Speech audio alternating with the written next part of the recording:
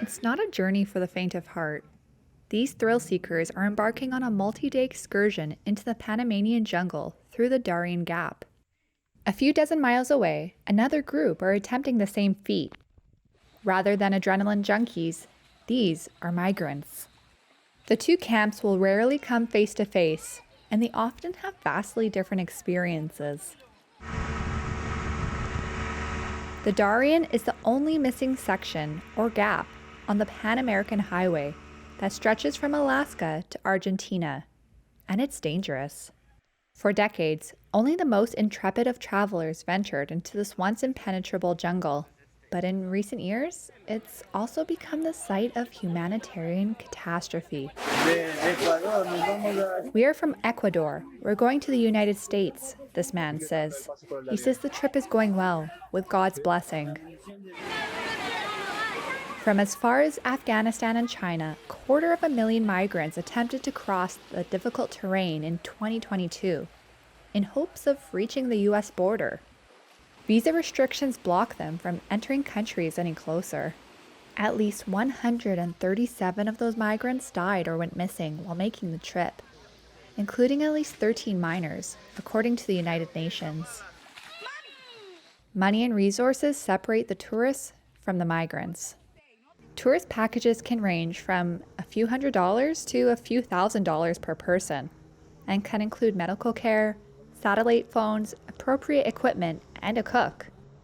Even so, injuries are still part of the norm. Marco Wansk came to Panama from Germany for the Darien Gap. Also ich sag mal so, die kleinen, leichten Verletzungen. Well, I would say that everyone had minor injuries, whether it was pressure marks on the hips and shoulders from the backpack, blisters on the feet.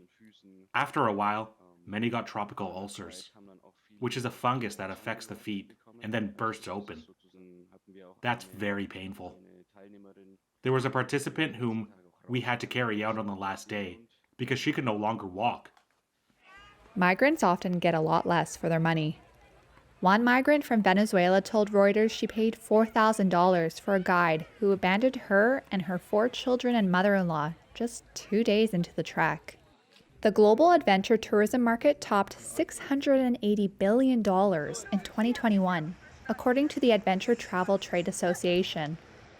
Humanitarian aid groups have criticized tourism in the Darien Gap alongside the suffering of migrants. In written responses to Reuters' questions about the ethics of such tours, the tourism ministry said Panama is, quote, blessed with sprawling jungles, mighty rivers, mountain peaks, endless coastlines, and diverse cultures. They have also acknowledged the, quote, catastrophic humanitarian crisis in a separate part of the Darien due to migration. Rick Morales has spent 25 years as a tour guide taking people into the Darien.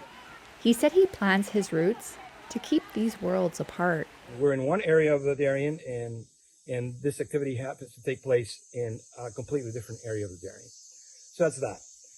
The second thing is, you got to wonder what kind of tourism would be sustainable if we were to take people to see other human beings suffer. What